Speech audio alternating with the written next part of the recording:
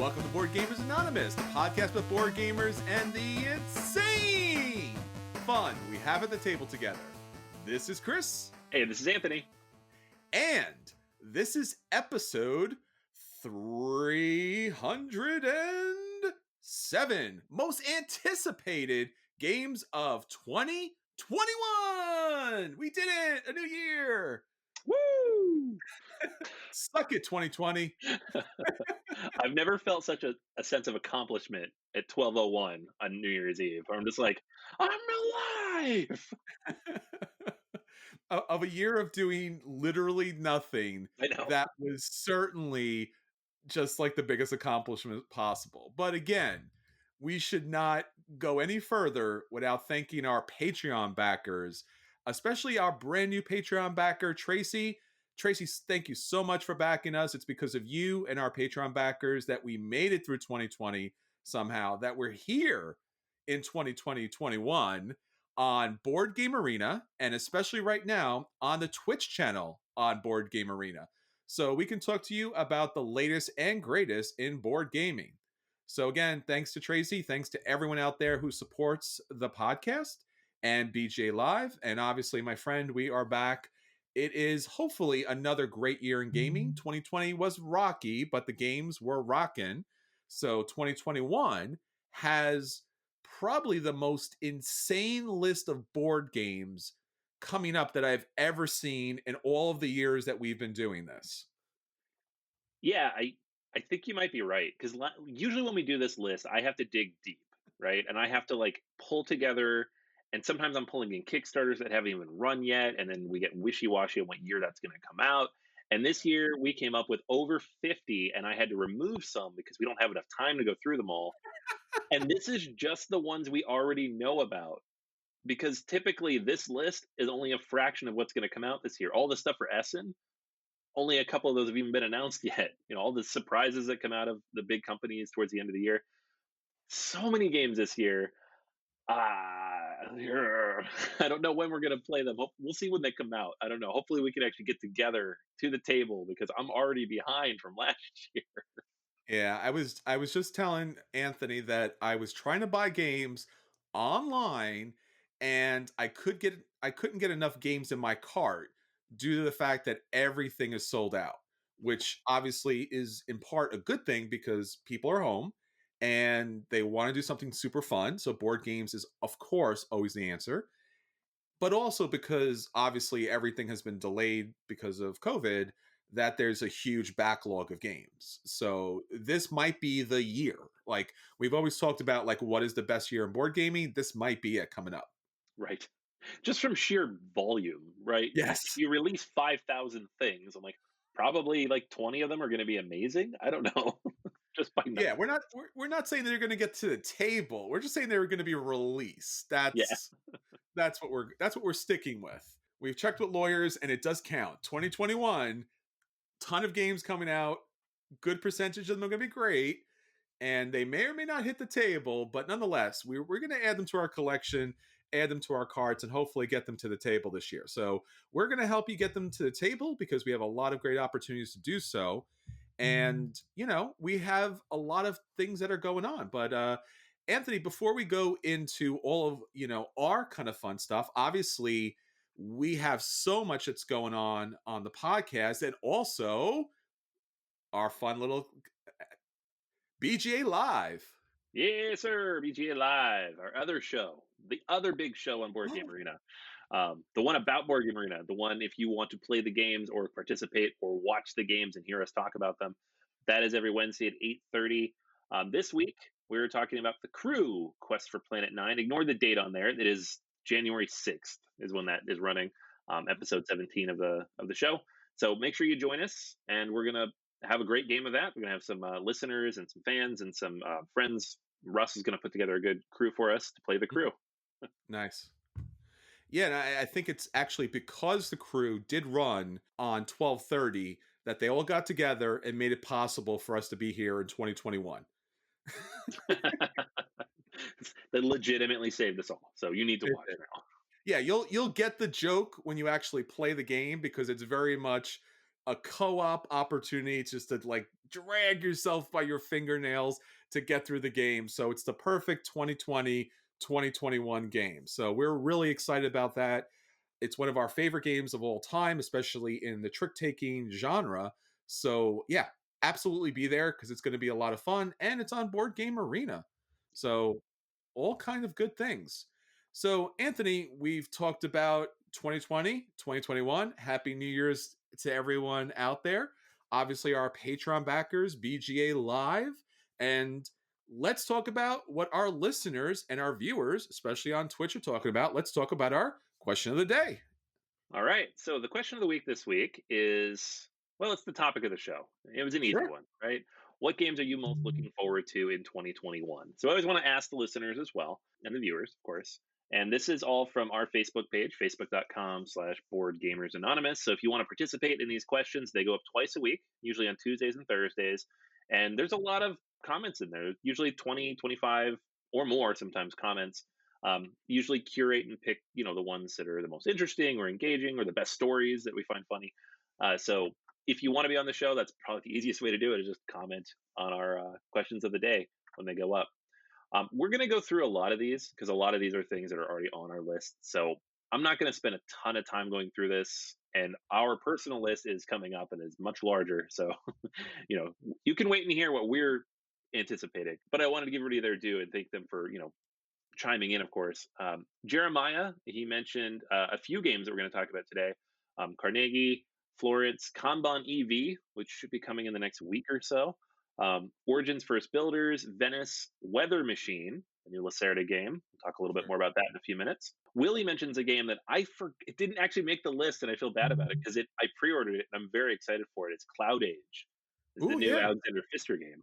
So Yes. I think just because it was supposed to ship in December, and so in my head it was a game from last year, but of course COVID delays. It's coming, I think January or February. So Surprise. I know, very high on my list. Super excited for that. Let's see, we've got Wonderland's War from Druid City Games. Dead Squirrel mentions that. Oath. We're talking about that. Well, actually, we're not going to talk about that because we talked about that last year. That is Yeah. the new game from Leader Games that Mhm. should be shipping in the next couple of months. That was a Kickstarter from the beginning of last year. So you can listen to our preview episode from last year if you want to hear about that one. Or last week's episode when we talked about how it didn't come out yet. Yes, very much. Big problem. Yep. We've got Lacerda's other game, On Mars, Surviving Mars, the Yeah. cooperative version. So that's one we'll talk about. Coffee Traders is the new big game from Capstone Games that is in pre order right now. Tim mentions Onk, and he says he hopes it's good just so he can help us feel remorse over backing Kemet instead. So thanks, Tim. You're a good It's friend, the man. it's the curse of the pharaohs. Yeah.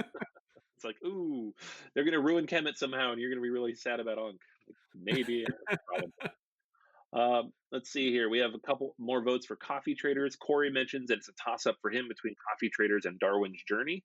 It's another one we'll talk about in a few minutes here. Yes. Manda mentions Isafari and Guard. Not familiar with that one, but they seem very excited about it. So it's on the list. And then the last one, I actually texted this to you when it was posted. Lance posted this on the picture of this, and I hadn't seen it before, is Ultimate Railroads.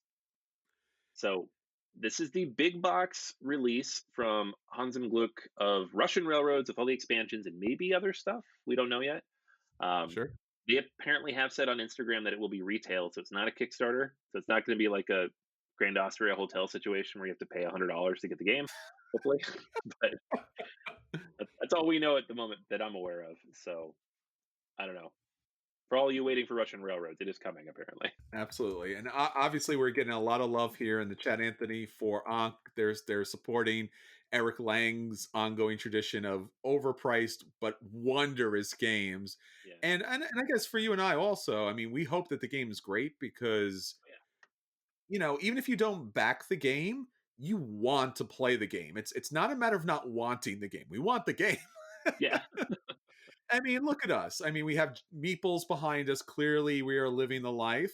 But, every once in a while, these Kickstarters can be a little expensive. But if the game is great, I will love to feel the burn of not being able to pick up that game at that time. Pretty much, yeah. I mean, it's and that's what it was. It was $200 games come out really close to each other with the same theme, and I was like, Sure. and I went super all in on Rising Sun, and it didn't quite click for me. Which happens and it's fine, and those games are fine, and I give them a play. But when you spend $300 on it, you're like, oh, I want to love it. I look forward to one day having the ultimate mega super incredible giant big box of Eric Lang games where it's just like three giant huge games in one box, like a giant coffin box. And then it's like all the miniatures. You're like, here's a miniature. Here's a miniature. Because everything keeps coming out again, but in a big box version. Yep. So so publishers, if you're listening, and I know you are, can you just tell me when to buy your game? Because I'm gonna buy it. Can you just give me a point when I should buy it? I know you want me to buy 3 versions of it, but can it just stick down to 1 or 2? I'm pleading with you, especially Queen Games out there. They make great games, but they release it like 14 times. I don't know Yeah, which one to back. yeah, yeah. They just did that with Alhambra. It was like, here's the mega ultimate super big box. It has everything you'll ever need. And then, like 18 months later, here's another big box with some stuff that wasn't in that other big box. Like, come on, man. It's funny because on our Patreon account, we do new episodes specifically for our Patreon backers, and they asked about our collections. So, my most recent episode that came out this week was my big box collection of games, and Alhambra's up there. And when they came out with the Kickstarter, I was like, I should back this. And then I opened the closet and I saw Alhambra looking at me, just staring at me and disapprovingly, like, are you really going to get rid of me for the new version of me? Like, and I'm just like, you're right. And I had to close the closet, but Yeah, these boxes are getting kind of crazy. I got the Anachrony Infinity box, and you sure. guys go to Facebook. You see my post there, or Instagram. It is legitimately too big for a Kalex cube. It's bigger than Gloomhaven. It's bigger than the Scythe box.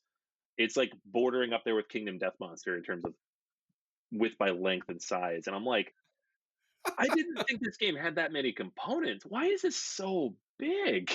It's Goodness it's pretty, gracious. but it's so big. Yeah, that's a problem. It really is. And it's a shame because I don't know where we're going to store these things. We're going to need bigger Kalexes. That's all I'm saying. Right. All right, so that's our question of the week. If you'd like to join in on all the fun that we're having, of course, we are live right now on Board Game Arena's Twitch channel. So just don't watch the embedded feed. Jump onto Board Game Arena, hit us up with a subscription so that you know each and every time when these episodes are coming up. We love your donations. It helps us kind of continue with the channel. And again, all of our social media. So basically, wherever you're doing all the social media, we are there, including Board Gamers Anonymous' own website, boardgamersanonymous.com. There are articles there, there's videos, there's content beyond compare. So if you have nothing to do, I now have everything for you to read, watch, listen, and play. Yep. So yeah, check that all out. All right, Anthony. So that's what's going on, our listeners, our viewers, our friends on Twitch, our friends on Board Game Arena. Now let's get on to our feature review. So, our feature review is, of course, the definitive list of 2021 that we know about at the moment. Asterisk.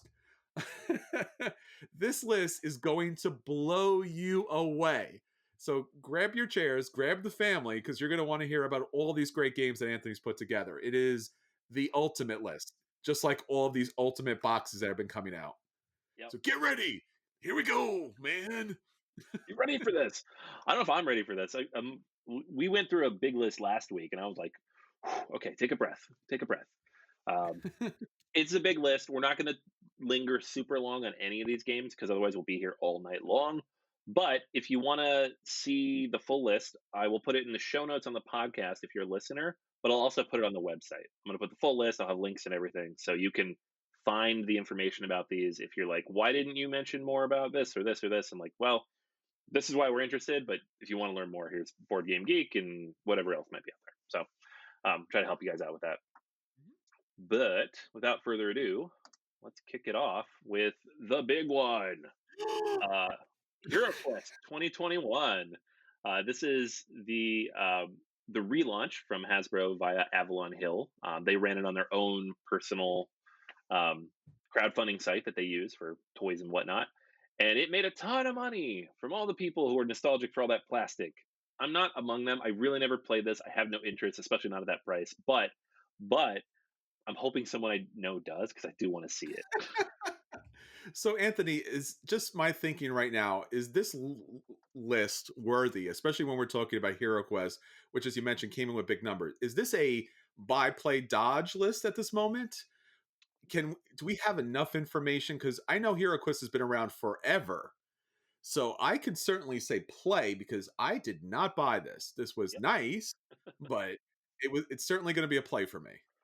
I think that would be fun, regardless of whether we're correct. And then next year, we'll have a little more information for when we go through and discuss what we played over the year. So that's cool. I like that. Play Yeah. for me too. Or it could be a list that we bought those games and we regret it, or we Yes, didn't buy those games and we regret it even more. it's yeah. There's too many games on this list. We're not going to buy them all, so there will be a bit of both. We'll see. Yeah. But yeah, Hero Quest, that is a play for me. I'm excited about it, but I just don't have that fervor. It's not like it was like the same as Return for Dark Tower or Fireball Island. I'm like, cool. I don't know. Yeah, I think again, it's one of those ideas that it's like Citizen Kane. When it came out, it was revolutionary, and now it's kind of standard, right? We have games that have furniture and have really cool kind of slash and dash kind of modes to it. So yeah, it's going to be a play. I'll play it because nostalgia stake, even though I never played as a kid. Yeah, ditto. All right, so let's see what's next on this list. If it's gonna slide for me, Slide, baby. It's going to be one of those new dance songs, but it's about board games. And right? slide to the left, and slide to the right.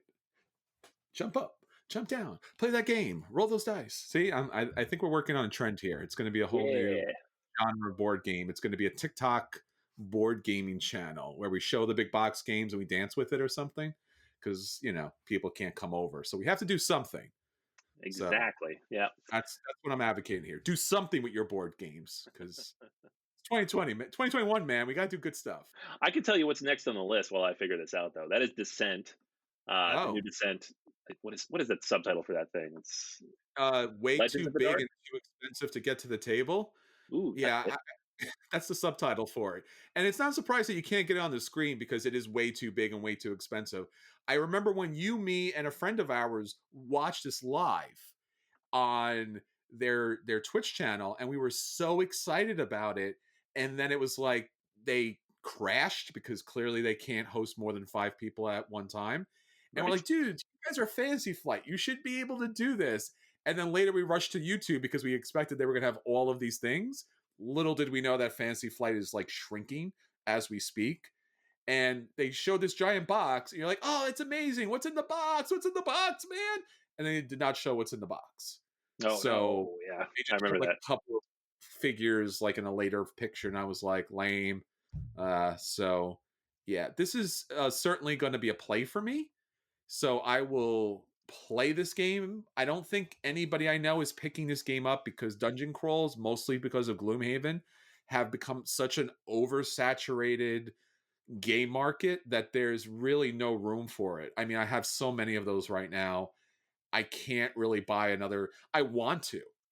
Like again, if I do somehow insanely just in the middle of the night jump on line and purchase this game, it's going to take over my life because that's how big the box happens to be. And it's one of those campaign games. So it's going to be the next 6 years or something. It'd be like 6 years later, it'd be like, Chris, you done with that Descent campaign yet? I'm like, almost.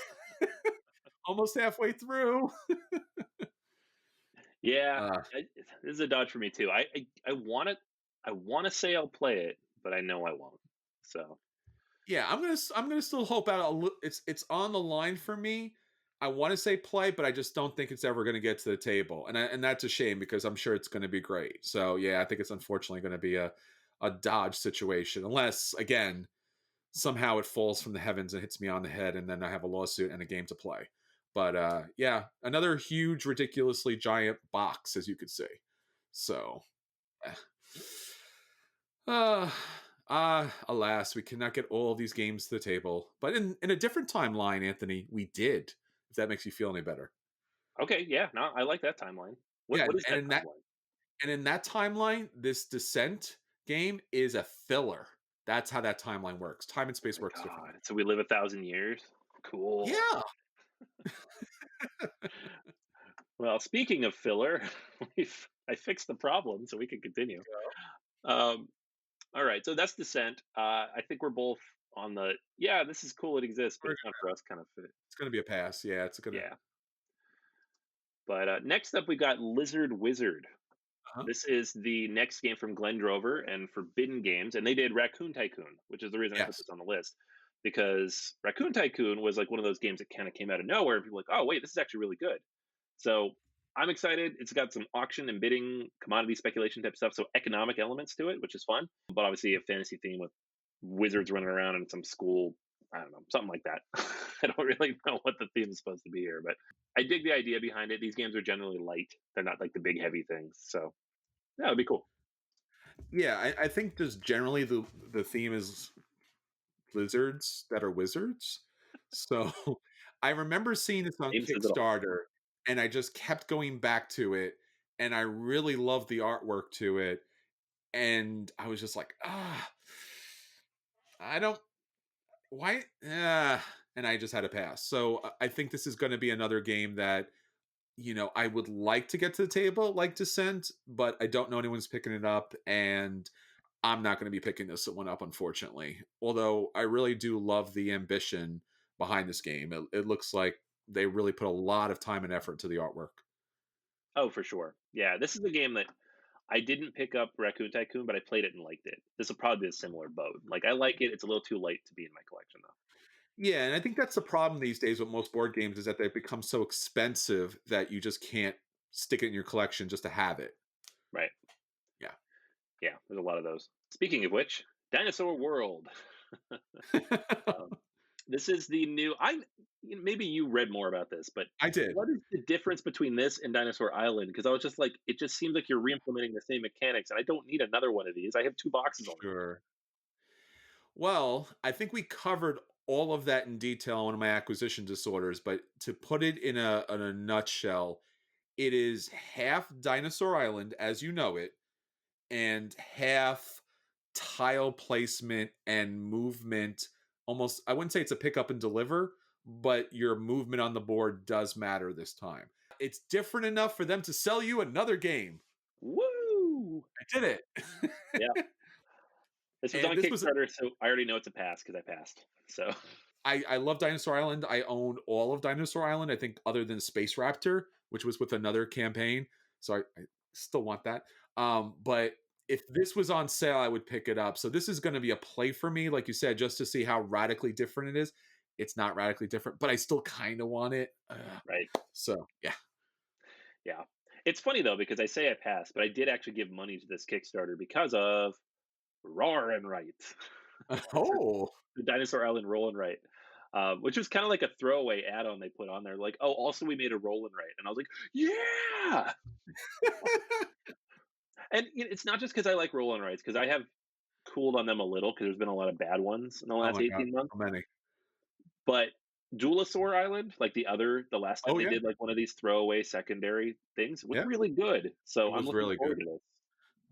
Yeah, this is a solid pass for me. I not a fan of rolling rights.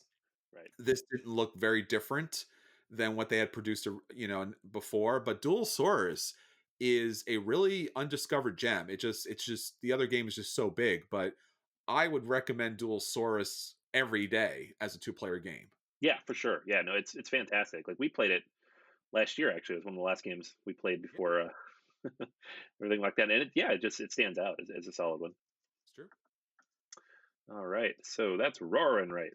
Rawr. Next up was Darwin's Journey. So this is designed by Simone Luciani and Nestor Mangone, and that combination should be familiar because they've worked on a lot of games together, including Newton, Masters of Renaissance. I don't know if Simone Luciani worked on Masters of Renaissance actually, but Mangoni did. But this is their new game coming out this year on Kickstarter because it is Thunderglyph Games. So might be cheating a little on this one. I don't know if it'll actually come out this year, but the Kickstarter is soon. Yes. Um, and I love the theme. I love the idea of Darwin's Journey, an exploration game, a travel game, mixing in this, not only just like the journey he went on, but like the science and biodiversity and just nature biology that he was working on as he uncovered that. So yeah, no, I'm pretty psyched for this. I actually didn't know this was coming until fairly recently, so it definitely jumped on the list for me. Yeah, I think it's next week or so. This is Oh, going to be, there you go. hitting out as far as the I want to say Kickstarter, but it's more like pre-order kind of system. Uh, I think we need to see a lot more of these games. Typically, I'm not one of those persons that like, oh, we need to have more educational games, but Right. I have a long-term dastardly plan that we need to get more board games into education, into classrooms because they're fun and kids should enjoy education. So, yeah, I hope this is, a new path that they go down because we need a lot more of these types of games. And as you can see, the artwork is beautiful. It's very serene and engaging, and obviously it's super super wonderful to have something like this coming out. Yeah, So yeah, absolutely. this is a buy for me. Yeah, me too. Yeah, it's worker placement on top of everything else with Yeah, Luciani working on it. I'm like, done, sold. done. Gimme. All right, next up is a weird one that I passed on because I could not for the life of me figure out what it was supposed to be. So, Mind Clash Games ran this Kickstarter last year, I remember Persevering, this. Castaway Chronicles, episodes 1 and 2. And so you go to the Kickstarter page, and I know people figured out what this was. A lot of people backed it. It made a lot of money. But all of the videos on the page were like 2, 3, I think one of them was 4 hours long, and I'm like, "I can't watch a 3-hour video to decide if I wanna back a Kickstarter. What is the game? What is it?" I couldn't figure it out. It's Mind Clash, so of course it's, lots of things happening, but I'm sure it'll be good. I couldn't bring myself to spend that much money when I wasn't 1,000% sure what it was I was paying for. Yeah, I think most of the time that when people think about the podcast, they listen to the episode. The episode runs an hour and a half, depending on that particular episode. And they're like, oh, cool. Anthony and Chris covered all of these games. But you don't see us, researching every game that's available that week before the episode comes on. And I remember watching these videos and going through the Kickstarter. And I love Mind Clash games, but they always have a tendency to just throw literally everything they have into a box, which is again wonderful but horrifying. So I went through this Kickstarter so many times going, I'm gonna back this. I'm totally gonna back this. And then I like you, Anthony, I was just like, I don't know what I'm backing. I gotta get out of here. So I was like, Yeah. see ya, and just slowly walked out the back before I clicked the giant backing button. And yeah. So Yep. I think Mind Clash, as far as the company's concerned, just phenomenal. But I just can't emotionally handle all of their games all at once. Just too much. Yeah, man, I'm with you. And I know a lot of people out there listening right now are like screaming at their at their phones or their YouTube channel, whatever it is they're watching on, and they're like, "No, it's about this, this, and this." I'm like, "I get it, I get it." We didn't probably do enough research, but Oh, at the same time, so much, guys. Come on, just give me a bulleted list. What is the game? yeah, it's true. All right, next one is a buy for me already, probably for you as well. That's Weather Machine. This is Oh, the sure. new Vital Lacerda game. I believe I don't know if this one's coming next or if it's the Surviving Mars cooperative thing for On Mars. I know he's heavily playtesting this right now because I'm on his Discord channel, and that's usually a sign that it's getting ready for the Kickstarter. Sure. But it's not like a historical theme. It's steampunk alternate universe where you're literally building a weather machine working for some mad scientist, which thematically sounds amazing, especially because Lacerda makes some of the best thematic Euros out there. But he's also taking like the quadral action selection mechanic from Vinos, like that Hmm. 3 by 3 grid in the middle where you have to move a certain amount and to take actions. And that's great too. I love when he takes stuff from his other games and kind of reworks it and modernizes it more for a new game. So yeah, whatever it is, I'm on it. I'll back this. It's done. Yeah, this is a absolute easy buy. The game looks great, and yeah, buy, buy, buy. 1,000,000%. All right. Next one up is we've talked about this a little bit, so we won't go super in detail, but this is Uwe Rosenberg's new game, Hallertau. It's a big box game, which he hasn't released in a little while. I think the last like legit Euro he released was Newsfjord, which was 2, 3 years ago. I think it was 3 years ago, and that was not what I consider a big box game. So I think the last big game he released was like a Feast for Odin, and that was 5 years ago. So Sure. this one is coming. I think they said in February, end of this month, next month, and so I'm on board. I have it pre-ordered already, actually, so I'm excited to get this one to the table. I don't know a ton about it yet, just that it's an Uwe Rosenberg type of game. You're making beer or something. I don't know, but it's like a big box. It's when you say big box in Uwe Rosenberg, it's not puzzles. It's not Sure. these smaller things that he's been dabbling in, which a lot of them are very good, some of them less so. So I'm excited for this one. Yeah, and I think obviously you can look at the box and it says expert level, Right? and I'm just like, oh, expert level, yeah. From Uwe Rosenberg. That's you also have to kind of clarify that it's an expert level game from Uwe Rosenberg because that really means next level. So yeah, this is a buy for me. I haven't been able to purchase it yet just because it's been out of stock all over the place. But it's certainly one of those. Yeah, yeah. Hopefully the pre-orders kick back in once it actually comes in. Um, all right, next up is one that was on Kickstarter a few months ago. Another Vital Lacerda joint. This is Mercado de Lisboa. Um, Now he didn't make this himself. He worked with Julian Pombo on this, and it just takes the rubble mechanic, like rebuilding the city part of Lisboa, and makes an entire game out of it. So it is much simpler than his other games. It's by all accounts, it's not really his game. It's someone else reworking a mechanic from his game, and I'm sure he helped. Um, but I like the idea of something that feels like a Lacerda game, has mechanics from a Lacerda game, but will take 15 minutes to set up and an hour and a half to play instead of an hour to play or an hour to set up and 3 hours to play. I love me some Lacerda, but they don't hit the table very much because they take a while. So I did back this. This one's a buy for Yeah, this is a play for me. I didn't back it. It was kind of hard not to back it, but the theme really didn't do it for me. And when I have Lacerdas, I want them to actually have that kind of like thematic appeal here. So certainly a play. I'm looking forward to loving the game and hating myself in the future. me. I'm sure it'll be good. Next up is a pair of games. We'll do one at a time here from Stefan Feld's City Collection, Hamburg. This is the remake of Bruges, and thankfully coming with that expansion that nobody can get. So, Have oh, it. Mr. Fancy Pants. I know. I It's the one expansion I do have. Yeah. I'm notorious for disliking Bruges, but I did back this anyways because it's Stefan Feld, and they say they fix some stuff, so maybe I'll be happy with it. I don't know. I also backed this at the highest insane level possible, and I was really conflicted about it because I love Bruges and I love the Bruges artwork. This artwork is rather bland, again, in comparison to Bruges and everything that the beautiful personalities that were kind of put into the game. So I backed it because again, it was one of those things where it's like I know that the system is fantastic.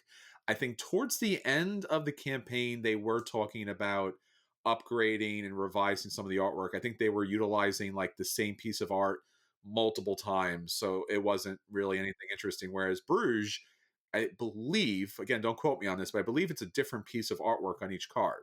So each of the characters had a different piece of artwork because it was all different people to add. So yeah, no, I back this. Looking forward to playing it, but Bruges is never going to leave my collection. Yeah, I understand that.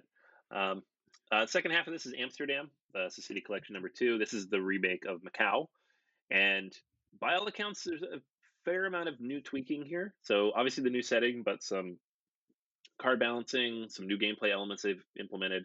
Macau is one of my favorite Feld games. It's also super duper out of print. So I was excited that this is coming out just so more people can play it. That is not a game that looked particularly pretty to start with. So I'm happy with the upgrade, but it is kind of the same. Like this cover looks like that other cover. So it is not Sure. like it'd be nice if they differentiated them a little bit more, not just, hey, it's a city next to some water. But we'll see what they do with it. Yeah, this is the reason why I really backed Hamburg. I mean, if it wasn't for Macau being out of print Amsterdam re-implementing, loving Macau. I probably wouldn't back the other, but since I was going to back Amsterdam, and why not? I backed all of it. So yeah, this is a buy for me as well. I'm really looking forward to getting to this table because I will probably never see Macau in its original edition anywhere. And as you mentioned, it was not the most gorgeous, dynamic kind of artwork and gameplay as far as just like what went on the board. Hopefully, they could do something different and better here. Yeah, absolutely. Yeah. All right. Next one up on the list is Furnace. This is the new game from Ivan Lashin, who is the designer of Smartphone Inc. So automatically interested in that. Obviously, he Smartphone Inc. is one of my favorite games in the last couple of years. This one is a what looks to be relatively light and accessible in terms of like an engine builder type of Euro. They're saying 30 to 60 minutes. Box is relatively small. Weight's like 2 to 3, so it's not a big, huge, heavy game. Sure. But to be fair, Smartphone Inc. is not the heaviest game in the world either, and it's fantastic. So I'd Yeah. be interested to see how they implement this. Um, you are 19th century capitalists building corporations, so it's thematically in line with a game like Arkwright or something, but it seems to be like way lighter than that. So we'll see how they do. Yeah, this is at the very least a play, but I think it actually might move up to a buy just because of the designer here. And I even love the artwork here. I think this artwork is iconic. I'm calling it right now. This is going to get a Yeah, T-shirt at some point. yeah, I love it. Yeah, this is a buy for me too. Because if nothing else, I don't think it's going to cost very much. It doesn't look No, like a big expensive game. this is done. I already bought this in the future. Hey, future Chris, you're buying this game. Do it. Done. Watch me in 10 weeks. All right. Next up on the list is Terraforming Mars, the dice game. This is coming from Fricks Games, designed by Jacob Frixelius, and it is a dice version of Terraforming Mars. I don't know if that'll be good or not. It could be. We don't really know much about it, unfortunately. Like some people have played it in prototype. There's very little Sure. information on BGG, but they say it's coming this year. I I don't think it'll be great, but I really want it to be. So it's probably a buy for me because I'm a crazy person and I buy any dice games like this, but I don't know that it'll be that good. So we'll see. Well, one of the things that Anthony and I have been talking about a lot is that I think we have a list of things that we have to cover, and certainly one of the top 10 lists is the top 10 dice games, the dice game, the card game, so the roll and write. So we're going to be covering those coming up, and I'm sure this will somehow make the list at some point, but I still find it hilarious. Doesn't mean it's not going Yeah, to be good. I mean, like you said, if it's at all decent, Terraforming Mars is one of our favorite games of all time. And if there's a decent dice version of this, yeah, I'll buy this for sure. It'll probably cost a ridiculous amount of money, but it's not I like hope not. Yeah. it's not like all of their other stuff hasn't cost a ridiculous amount of money already. True. Yeah. So yeah, this is a buy for me Yeah. for sure. All right. Next one up on the list is The Adventures of Robin Hood. This is the new game from Michael Menzel, famous Okay. artist Michael Menzel, Yeah. whose only other games he's ever designed is the Legend of Andor series. So, Legends of Andor series wrapped up not too long ago, the trilogy, and then all the expansions with that. And so, this is apparently what he's working on. And in this case, they're replacing the cards that tell the story in that game, which is one of my favorite mechanics, with a book. So, you actually have a book, like a hardcover book, that you go through and make decisions in. It kind of reminded me of the way they're describing it, like Tales of the Arabian Nights or something, where you're going through a book and Ooh. making decisions and moving around the board. The board will obviously change and evolve as things go through. So it's got some elements to it that sound like Legends of Andor. It's got some other elements that sound like legacy-ish. Like they say the game board remembers things, like when you Oh find no. or things. They don't say what that means though, so I really want to know. Like, I don't. It doesn't sound like there's any stickers or anything, but maybe. Um, I'm super excited for this though because Legends of Andor is, in my top 25 of all time. It's just an amazing adventure game. I love it. It's such a puzzly game, and I love Robin Hood. It's been like it was one of the first like real books I read as a child. I think I was 8, sitting on my mom's bed Sure. just reading this thing, and yeah, I'm excited for this. Yeah, this looks great. I think this will certainly be a buy. I mean, obviously, what a great pedigree, and again, just fantastic artwork, and he does it with the design as well. So yeah, I think this will be a buy as well. And Cosmos, has done a great job as far as pricing their games are concerned. They're really accessible price wise, and they're also accessible for the family. So yeah, done and done. Yep. All right, next one up is another Kickstarter that I backed last year, The Great Wall. This is from Awaken Realms. And they run like three of these a year. But this one was unique because it was a Euro game, asymmetric worker placement type of game with engine building type of stuff. And it had all the miniatures and crazy stuff you could buy, but you could also get it with meeples, which I did do. So I'm like, I want the big crazy Euro, but not all the extra plastic that then requires a box this big that has to go on a shelf somewhere. So I'm excited to see what they can do with just like a legit Euro type of game. Sure. Um, that is literally it. I don't know if the game's gonna be any good or not. I was just excited, and the artwork is very beautiful as well. So Yeah, again, this was another one of those big games where, for me personally, it's some of these games are so big that I just can't mentally or financially get my arms around them. And this is one of those where I was like, the miniatures or the meeples, the miniatures or the meeples, miniatures. Ooh, step back. Take, so yeah, this will certainly be a play, but unfortunately not a buy. yeah, no, I could see that. It was a very weird reason that I backed this, but I'm in. I'm in on it. All This next one's a little bittersweet. This is a game we've all been looking forward to, but unfortunately, the designer Chad Jensen passed away last year. So this game is still coming. They are finalizing it. It was close to finished when he unfortunately passed away. And Dominant Species Marine, which I think is on the P500, so I have it pre-ordered. I am getting a copy of this. Takes the mechanics of dominant species and puts them in the water. So you're playing one of four different aquatic-based animal classes. So you've got reptiles, fish, cephalopods, and crustaceans. And it's the dominant species formula of survival of the fittest. But it's a very specific time in history, like end of the ice age when all these things were vying for dominance. right. Dominant Species is one of the all-time great area control games, one of the best Euros made. Period. So all the things that have been learned since that came out going into this, very excited for it. But again, bittersweet that obviously it's coming out and the designer isn't here with us to enjoy it. Yeah, and the thing here is that dominant species really has a unique kind of position in board game history. I mean, obviously, we joke a lot about it because Cones of Dunshore on Parks and Recs is based on dominant species, at least the general look out of it, and how it was kind of like exaggerated. When you look at the box cover here, either with marine or dominant species, you're like, oh, this looks like Amerithrash at its most Amerithrash ish, right? It looks like an 80s heavy metal cover, like it's all that kind of just dominant rage kind of stuff. It rages more than Blood Rage, if that's possible. And it does. So you look at the cover, and then most people are like, yeah, I think I want to play this. And then they see the inside, and the inside's radically different. Like, there's no game that the cover is radically different than the inside more than dominant species games, because the inside is cubes and cones. So you're like, huh? But the thing is, you really need to sit down and play this game.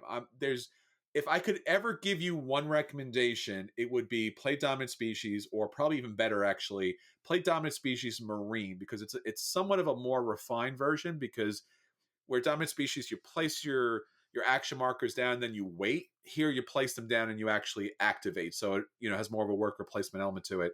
Thematically, the gameplay, the things that you're doing and how you're interacting is as massive and rageful and dominant as the cover is. It just doesn't have the pieces that looks that way, but the gameplay is there. So the cover is thematically true of the gameplay, but it's a Euro game. So I know this game is a hard sell because of this cover and the inside, but please go to GMT Games, check out the P500, back this, or at the very least play this, because it's just a great game. It's just a phenomenal design, and unfortunately losing a genius out there in the field. So this unfortunately will be the last of his. Moving on from this one, which is a buy for both of us, to another Absolutely. game that is a buy for me and almost certainly not for you. Um, Oh no. Hadrian's Wall. This is a new game from Garphill Games, designed by Bobby Hill, and it's paper and pencil. So it comes with a bunch of sheets of paper, and you're building out like a tableau based on the cards you draw.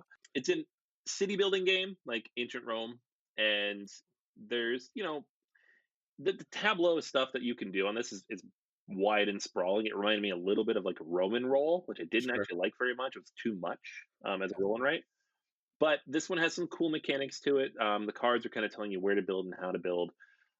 It's very much in that line of like think, adjust, write down stuff that I like and that you hate. So I feel like I'm speaking for you, but I think it's safe to say you're not going to want to play this Uh, this was literally designed by Bobby Hill.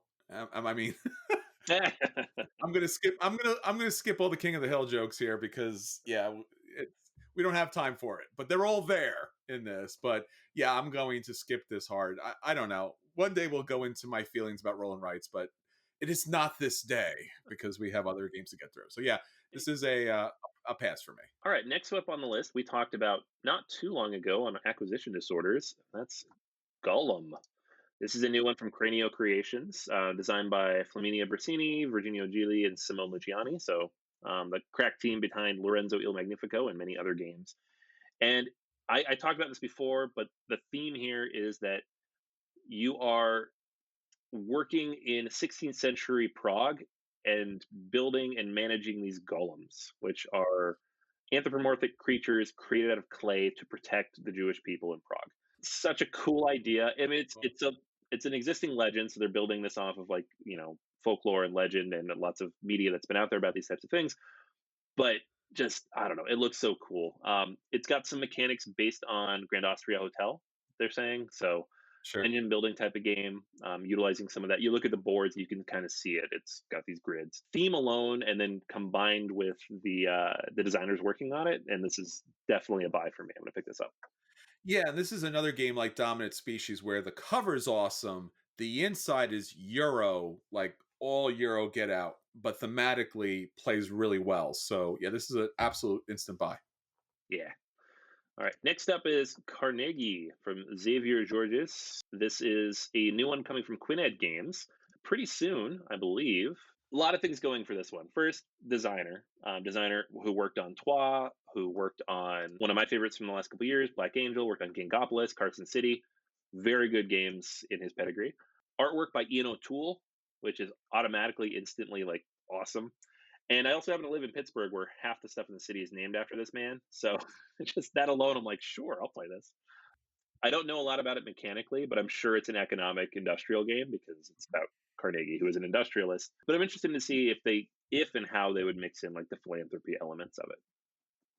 Yeah, this is an instant buy for me. It reminds me of Nippon, how the map is kind of set up and how you're building up different industries. So yeah, instant buy, instant buy. When is this coming out? Take my money. We should just have money. I throw money at the screen when I see this game. It's like, Give me the game. and Quinn Games, they do a great job on their productions as well. So there's no weakness to this game. No, not at all. So this is done. Yep. All right, so that's Carnegie. Next up, Arkwright, the card game. This was on Kickstarter last year, designed by Stefan Riesthaus, who did the original Arkwright as well as Gentes. Mhm. And every game he's done that I've played is amazing. And so even though he's taking a bigger game and making a card game, I was all in. Already backed this, super on board with it.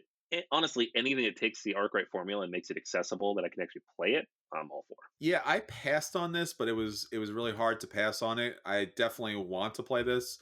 I think there was something about the campaign. Game Brewer tends to be a little expensive on the games and their delivery, and that's what's really kept me away from their games at this point. Even though they're pretty decent, and this one is part of that. So yeah, when this comes out, I'll play it, and I actually might buy it when it hits retail. Yeah, I can't remember exactly what it was, but I remember there being something that was like ridiculously expensive. It might have been Yeah, the this is coming. I mean, this is coming from abroad, so even the shipping was very high. So it was hard to pass on. But yeah, when this hits retail, I'll be picking this one up. Next up is one I know you backed. I backed as well, but I know you're hotter on this than I am, and that's Streets. Yeah, I love Streets, and I went through this in like detail because I love Villagers. I That was one of the games that just shocked me how incredibly good it was for such a small box and how much replayability. I play so many games at the table, and I play with so many different game groups. And Villagers, when we would finish Villagers, it would always come back to the table again and again in the same night. And I can't really say that for almost any other game. So when Streets came out, I was like, oh, what else does Sinister's Fish have for us? And this is a different game. Like, it's a totally different game. It's a tile laying game, and it has a lot of ways to score, and it's really innovative and unique. And again, this really small box games. So yeah, I love this company. I love this game, and yeah, I backed it. It was the easiest back I did last year. Yeah, I back this as well. I also like Villagers. I don't think I liked it quite as much as you, but I did like it quite a bit. So this is definitely what I'm looking forward to. Absolutely. All right. Next up is one that is in pre-order right now, and this was actually the most frequently mentioned game from our listeners on Facebook was Coffee Traders. This is the new Yes, Capstone game, and I think you can still pre-order this. It's you shipping can. sometime in the spring, I think March Yeah. or April. It is designed by Rolf Segel and Andre Spill. They designed Wildcatters, which is actually a very good game, overlooked, kind of flew under the radar with Hmm. Capstone. It came out like early in Capstones. It was one of their first like original games that they put out, and so not a lot of people got a chance to play that, but it was very good. Hmm. This one is about the coffee trade in Central and South America, Africa, and Asia, so all over the world in the 70s. So you're dealing with things, like the farmers and their work hours and fair trade organizations and building new plantations and pricing agreements. Like, it's an economic euro. All the things are in there. It's so funny that I get so excited when I see like all those different like super mundane things mechanically. You're like, oh, it's going to be so detailed. But yeah, this is like one of the big euros that everybody's really psyched for in 2021. And I have backed a copy already or pre-ordered a copy, so I will be getting this whenever it comes out. And I don't know when I'll be playing it necessarily, but I will be getting it, and hopefully we get a chance to talk about it soon. I think I saw one super early, just general overview, but I have not seen this like full played out and just kind of enjoyed. And it's $100. So if this is really where the convention season last year just shutting down really hurt a lot of these bigger games, because this would be an instant back, but I just don't have enough information to drop $100+ on this game, unfortunately. But All right, next up is another Kickstarter from Stefan Feld. This was like a completely out of nowhere when they put it up. Is Coco Pelli. This is a game that they put it up on Kickstarter. I don't remember exactly when. It was like a month or so after they did the Cities games, yes, and I that remember was thinking like, "Oh, what is this nonsense?" Like, "Oh, it's another Stefan Feld game. I have to back it." Um, it's a very light game. It has some unique artwork that's interesting. It's a different type of theme. We're talking about like Aboriginal tribes here and their rituals. But honestly, I gotta be honest. Like gameplay wise, it doesn't look awesome. It was Stefan Feld, so I backed it anyways. Yeah, I looked a little into it and I was like, I really want to back this, but I had, again, it was one of those kind of Kickstarter fatigue situations. So backing all of the Feld, and I mean all of the Feld, like it kind of like if this would have come out maybe 2 or 3 months later, I would have backed it. Mm. It was kind of Kickstarter fatigue on this one, but yeah, I'll absolutely play this when it hits the table. All right. Next up is Zapotec. This is the new one from Fabio Lopiano, which is a designer we love around here. He's designed a lot of stuff. Kalimala, Ragusa. Recently, I talked about Merv, the Heart of the Silk Road. That was him as well. So this is his new game coming from Board and Dice, and it's not a T game. I But noticed that. I know, and I'm sure I'm pronouncing it wrong, but at least I feel like I can pronounce it. It's not that hard. Speaking of which, we got a couple coming up. I'll butcher those for you guys. But yeah, this is about pre-Columbian civilization, specifically the Zapotec. The thing about Lopiano's games is they generally are not horribly long. They tend to be like an hour and a half. They tend to be very dense with a lot of interesting decisions to make, and that's what I like about them so much. Ragusa, Merv, I love these games, and so I'm excited for this one just because of that. Yeah, this is almost an instant back for me. I know that there's not a lot of information out about this, but this will certainly end up in my cart because, again, great pedigree, great games have come out, and this looks like another great one. So, yeah, absolutely. All right, next up is the T game. I Oh, promise you guys no. a T game. You got a T game. All the T games, they're Uh, coming. they need like a phonetic guide with these because I don't know how to pronounce it.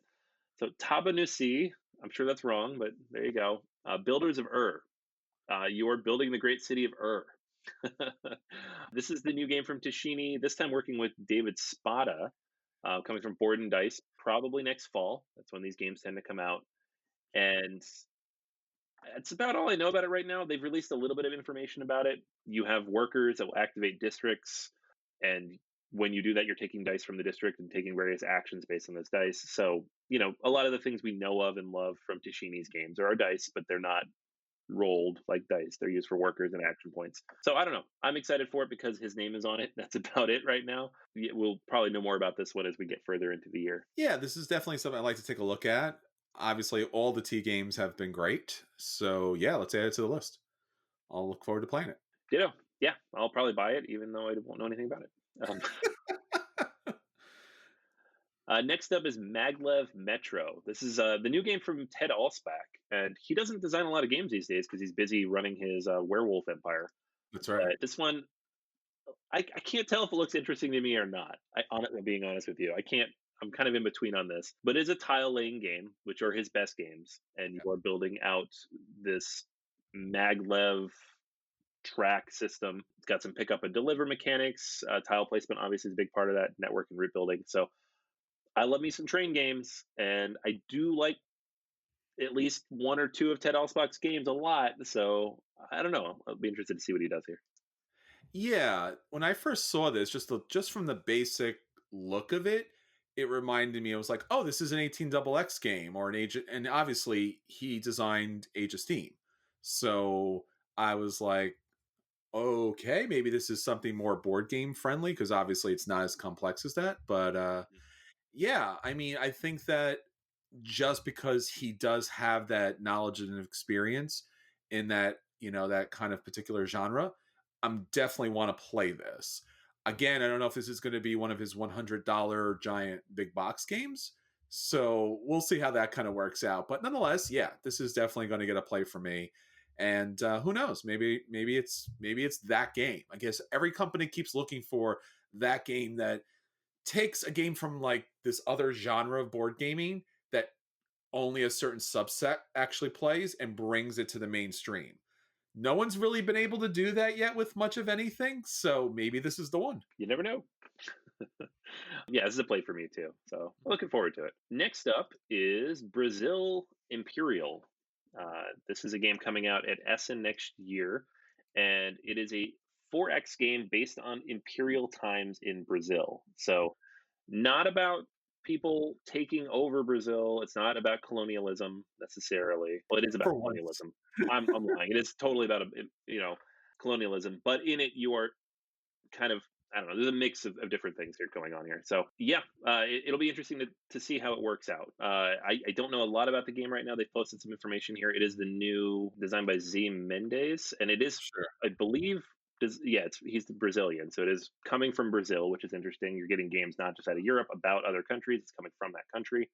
So hopefully we get some nuance about the colonialism aspects of the game. But yeah, you talk about city building, civilization, exploration. It's a 4X game, and I'm excited to see how that turns out. Yeah, there's been a lot of talk about this game for quite some time, but as you mentioned, it's kind of been in the ether, right? It hasn't really landed yet as far as that's concerned. The production looks top notch. I don't know if, like you said, as far as a 4X game is concerned, if this really kind of like utilizes all of those kind of metrics, because it's really hard to get all of those really into the table.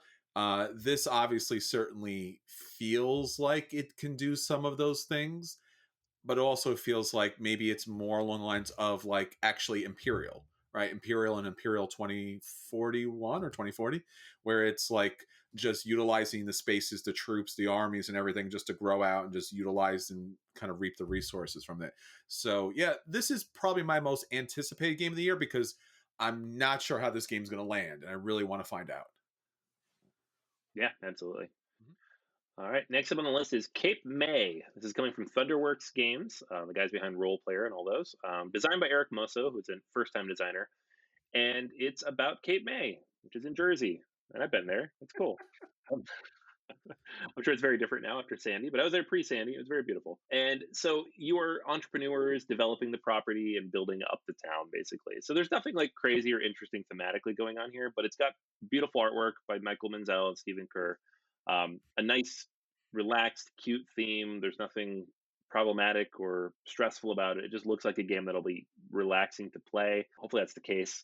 But yeah, I'm looking forward to this one, and I can't even quite pinpoint why. It's just something different, I think. Yeah, and again, if that's true, as you said, as far as the artwork is concerned, it is very thematically true about Cape May, that it is that kind of like seashore kind of resort town. Obviously, living in Jersey, I would certainly go down there. So yeah, I mean, I would love to see if they could do something along those lines, as far as just kind of that unique little town building, resort building, trying to like maybe even sell products and certain novelties to the community there. That would be great, because again, every game doesn't have to be take over the world. Some games can Right. certainly be, hey, that little corner shop is selling knickknacks, so let's go pick some knickknacks up. Oh yeah, no, it does look interesting. So we'll see how that turns out. Next up on the list is another one that I will mispronounce. Sita Stato, The Rise of the Maritime Republics. This is from, man, GoKicks. Sorry, guys. I'm sure it's wrong. But this was actually on Kickstarter not too long ago. And I did back it because it seems interesting mechanically. And it was relatively inexpensive. It was like 35 or $40. So it wasn't like a big, huge Euro thing. It is an economic game. It takes place in medieval Europe. So you are a maritime republic with special characteristics. They're unique between the different players. And you were trying to build up all these different, your commercial values, your ability to wage war, political prestige, all those different things. So it's got some political elements to it, but it's built around bag building, which is always fun when implemented correctly. So it looks like a lot of stuff went into a blender, and they mixed it all up, and they said these are some cool things Euros have done. Sure. And these are a bunch of games that have been there are cities that games have been made out, in Ancona and Genoa and Pisa and Venice. Let's throw them all into one game and see what happens. And I'm interested to see what happens. Yeah, I like the idea of this game, but I did pass because it looked a little too generic for me, as far as like every other Euro out there. So Right. it was a hard pass for me, but it's a pass right now. So it's going to be one of those games I'm looking forward to going, that looked really uninteresting, but it's actually a lot of fun. So I hope so. yeah. All right, next up, and this is the last for our new releases or full game releases, is Crescent City Cargo by Jason Dinger, coming from Spielworks. This is a game I actually had a chance to play in 2019 at Gen Con. I played the prototype. It was on Kickstarter a couple months ago, um, but I got a chance to play it pre-Kickstarter, and it was very good. It's a game about logistics and managing trucks and shipping routes and getting your workers and your offices built up to put things onto the ships. And it doesn't sound horribly interesting, but as a pick up deliver game, it does really interesting and cool things, like in how you manage your trucks and upgrade them and generate additional capacity and move your pieces around the board. I had a lot of fun with it. And so it was always in the back of my head, like, pay attention to this game. So when it eventually comes out, you can back it. Not very many people did, unfortunately. I don't know that it had a ton. It did back, so it is coming, and I will get it, and I'm looking forward to playing it. But if you get a chance to track this down or see it, I do recommend taking a look because it is a very good game. Yeah, there was a Kickstarter for it. It wrapped up. There is still a late pledge available if you like to check it out. It did not really hit my fancy, but if you hit yours, you could pick up the base game for about $59 plus shipping. Yeah, which is great. All right. So that's all the full games coming out in 2021. We did put together a list of expansions as well. We're going to go through that even faster because these are all for Ooh. games you already know. All right. So kicking things off, we have Rurik, Stone and Blade. Rurik is a Dawn of Kiev, the original game. I played this at a con a few years ago and eventually picked up a copy. Very good, interesting take on. I mean, it mashes up a ton of mechanics, but it feels like a dudes on a map game with a lot of Euro mechanics mixed in. This expansion adds more, so I'm all about it. Okay, it's a pass for me for right now, but we'll see. Yeah.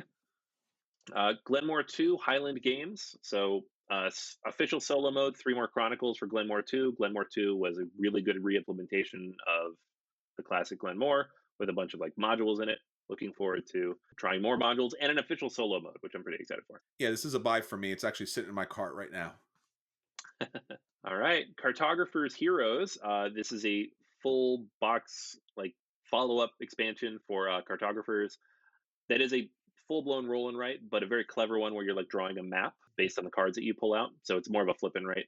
Probably one of the better flip and right, roll and write games I've played since Welcome to. A pretty good app as well. Yeah, unfortunately missed the cartographer's game. It was actually waiting for me at the table, never played it. It's still a roll and write, so a pass for me for the moment. Yeah, I don't think it does anything unique enough for you. Paladins of the West Kingdom, City of Crowns. Paladin, I've played now Viscounts of the West Kingdom. Paladins remains my favorite of that trilogy.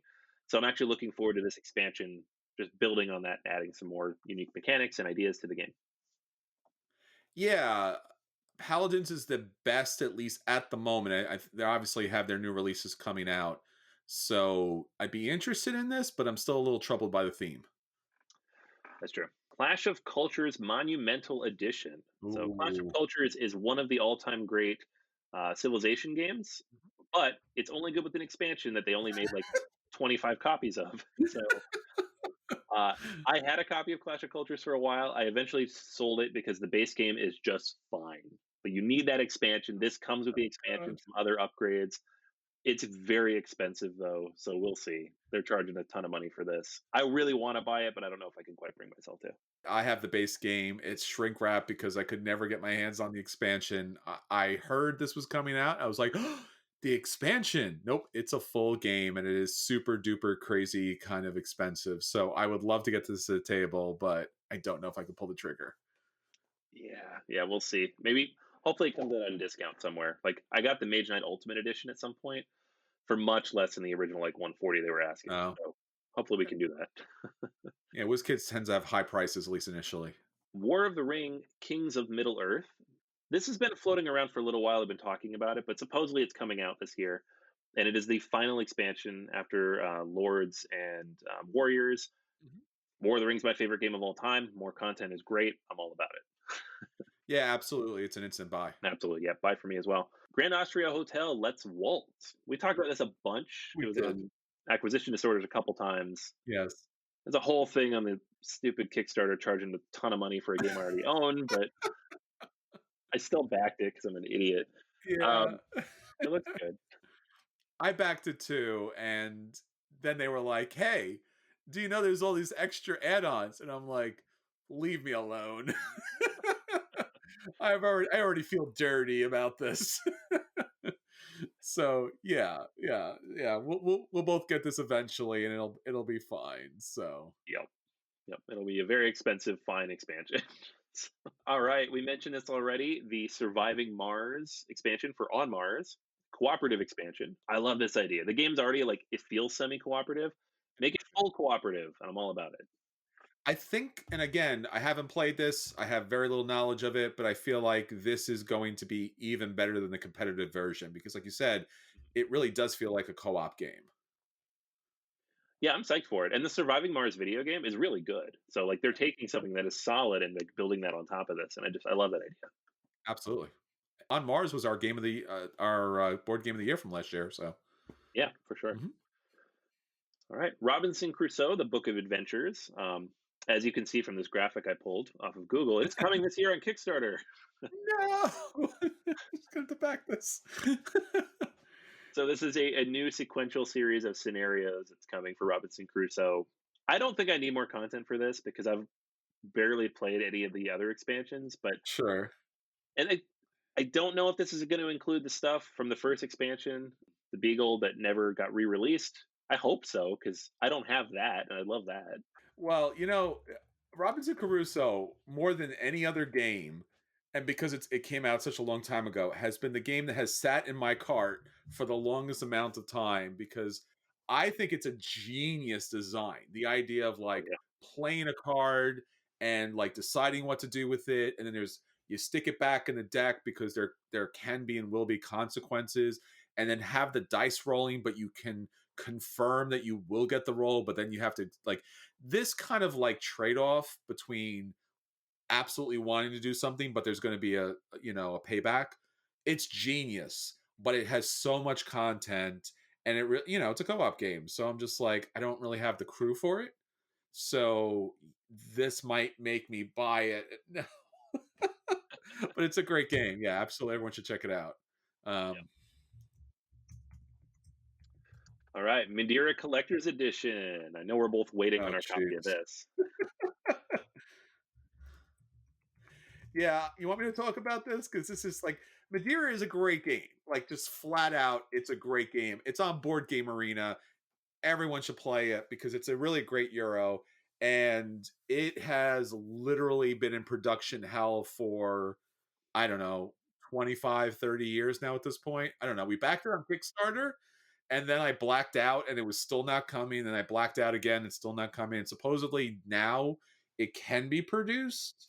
So maybe. I mean, how many years has it been, Anthony? It's only been like a year and a half, but they haven't really started production yet, so it's a full year behind. At least a full year behind. Yeah, this is on top of COVID and China and everything else. So yeah, yeah, it's gonna be a while. At least they're trying to get it right. I mean, Sure. good company, and they're trying their best. But yeah, No, I'm it's always the looking forward to it. no. I mean, I jumped in after. Like this was originally, I wanted to play this before I actually backed it. So I missed the initial Kickstarter, and I was a late backer on this because I love the company so much.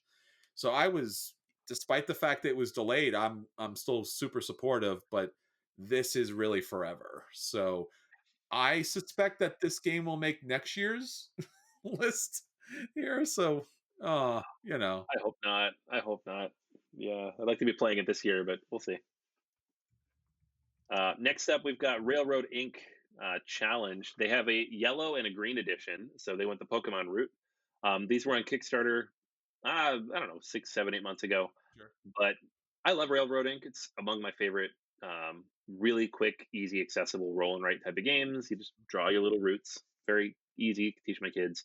And this Kickstarter came with like 6 different types of expansion materials. So looking forward to that when it finally ships. Yeah, this is definitely fine as far as those are concerned. I have the first two, and I'm just like, all right. It's like a Pokemon edition. There's always like Yeah, more, that's what I'm more saying. colors, and yeah. So why not? Hey, you guys, you heard it here first. Chris said this is fine, and This it's a is roll and write, fine. so it's amazing. Yeah, you've seen the meme with the little dog sitting in the cafe as everything burns down. It's fine. I will say Yeah. it's really, they do a really good job as far as production's concerned, and the small box, they really just nail it as far as everything else is concerned. So if you do like a roll and write, these would be the ones I would recommend. Oh yeah, Mhm. absolutely. All right, just a few more here. We've got Agropolis, which is a standalone Sprawlopolis game. Sprawlopolis is one of my favorite button shy games. 18 cards, throw it out there. You can play the game in 5, 10 minutes, solo or 2 player. Agropolis takes the city mechanics and makes it into farming. Same thing, but new ideas thrown in there. So I'm excited for this one.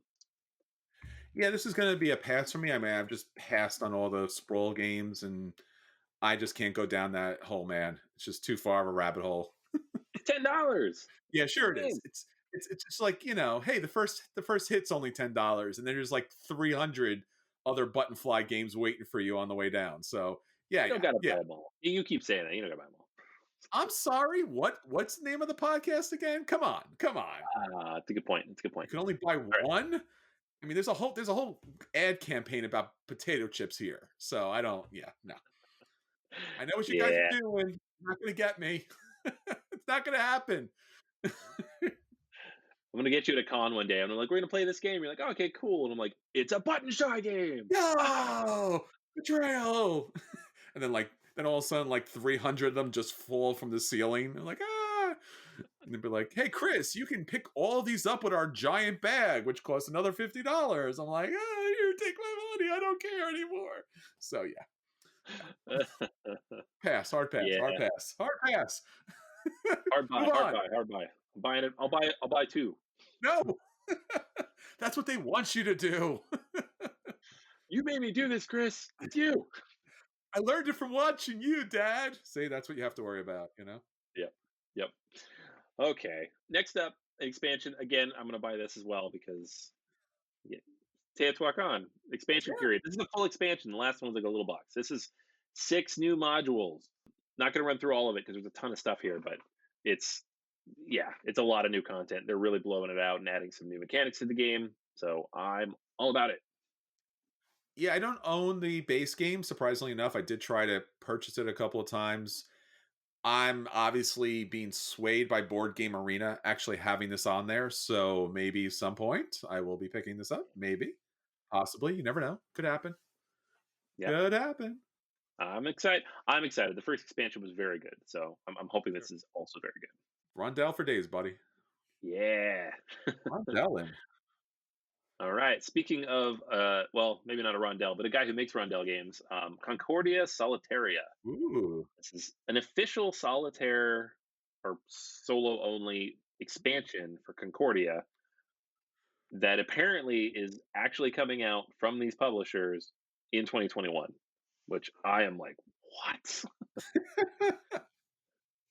This is like I own all the stuff for Concordia, and I don't think I played my copy once, so I'm Mhm. definitely buying this because I want to get through all that stuff. As you all know, since you listen to the podcast, Concordia is the game that I have played the most that I own nothing for it because my game group plays it all the time and I love the game, but since the game group plays it all the time, I've never picked it up. I've always looked for a sale to pick it all up at once, and again, out of print, out of print. This tiny little ridiculous expansion is going to force me to buy all of it. So, They did it. ah, dodging, dodging, and nope, I got to buy it now. So look what you made me do. That's what you got to do, man. I kept thinking this game needs a solo mode. It just seems like it should have one, and now it will have an official one, and I'm so excited. Yeah, Venus is great too. So play the co-op version because it's really unique. Yep. It's like a whole game system now. It's not just a game anymore. It's like becoming a pandemic. It's true. All right. Next up is another Matt Gertz re-implementation of his own game, Transatlantic 2. So Revenge. the Revengeing, yes. Uh, Transatlantic was a game that I actually picked up at some point, and I played it, and it just wasn't on par with his other games. It was fine. I liked it fine, but I didn't love it. There wasn't like a set board. The way you build out your ships wasn't particularly interesting. This is him giving it the Antique treatment. Like Antique 2 is one of my favorite games of all time. Antique was fine, right? And he just streamlined it and optimized it and made it an amazing game. I'm hoping we're getting the same thing here with Antique 2, or not Antique 2, Transatlantic 2. It doesn't look to be streamlined at all. It looks like he added more stuff to it, but that's okay because what I felt was missing from that other game was a big world map, right? Like I wanted to feel like I was moving around, Sure. interacting with the world with these ships, and you didn't really feel that in Transatlantic. So I don't know. I'm excited for this because I really wanted to like that game, and it did not quite hit for me. Yeah, Transatlantic 2 Electric Boogaloo, so to speak. Yeah, this is gonna be a buy for me. Again, like you said, I do think that he's one of the few designers that if he does and when he does come out with a second version, like Imperial and Imperial 2040 or 2041, this certain they're certainly better. They're certainly more refined. Like he doesn't fool around. It's not just to re-release a game. He's gonna make it better. So yeah, this is an instant buy. Yeah, absolutely. All right. And then last but not least, another Kickstarter that ran not too long ago was the expansions for Tokyo Tsukiji and Tokyo Metro. Sure. Both of them together, they're shipping together. Tokyo Metro is a really fun, boiled down take on route building and running your trains in Tokyo. The expansion adding more maps and more mechanics to it. Tokyo Tsukiji is a pure economic game, no board or anything, but you're just buying and selling from each other, highly interactive, a lot of engagement that you're not going to get necessarily in other games like this. Sure. One of my like surprise hits of the year. It's actually on my top 10 for 2020, which I just put together. And this is the expansion for it. So both of these are coming sometime in 2021, and I'm excited for that. Yeah, I haven't backed any of these. And again, it's one of those games that's like I feel like I have this game, but I don't. So we'll see when it gets to the table. Again, it's definitely going to be a play because these games look really interesting. I obviously just need to get some table time with it. Anthony, I do want to throw one more in from our people here in the chat. Lords of Vegas expansion Underworld and Boss coming out. I believe that was Oh, also a Kickstarter. I think mhm. way back when. I looked at it, but for some strange reason, that's one of the rare games that's never crossed my path. I think one time I had seen it at a game group as I was walking out that night, But other than that one rare occasion, I have not seen it out there. But yes, again, the Twitch chat is confirming it was a Kickstarter, so hopefully you did back it. I think the thing of it was there wasn't much changes. It was a straight reprint. I don't think that it didn't get the big box deluxe version of it, and I think some people were bummed out by it because it is an older game. But again, it's a game that is great from what I hear. I haven't played it yet, so hopefully get a chance to get that to the table at some point. But yeah, that's another hit up there for all the great games coming out in 2021. So yeah, check out all those great games. Obviously, big board games, expansions, definitely a lot of great stuff happening. Stay tuned to our Twitch channel. Board Game Arena has Board Gamers Anonymous every Monday, 8:30 Eastern Standard Time. So we have a lot of great stuff coming up for you in the new year. BGA Live. So if you're listening to this on the podcast, on Wednesday, tonight, Wednesday, we will be having a great game at the table. We're going to be doing The Crew. So join us then, of course. And next week, we'll be back to you with a brand new episode here. We are always here looking forward to hearing more from you. So hit us up on all our social medias, hit us up on all your podcast players. And again, thank you so much for joining us here in 2021. All right, Anthony. So until next time, this is Chris. Hey, and this is Anthony. And we'll save all of you a seat at the table. Take care, everyone, and Happy New Year. Happy New Year. Good night.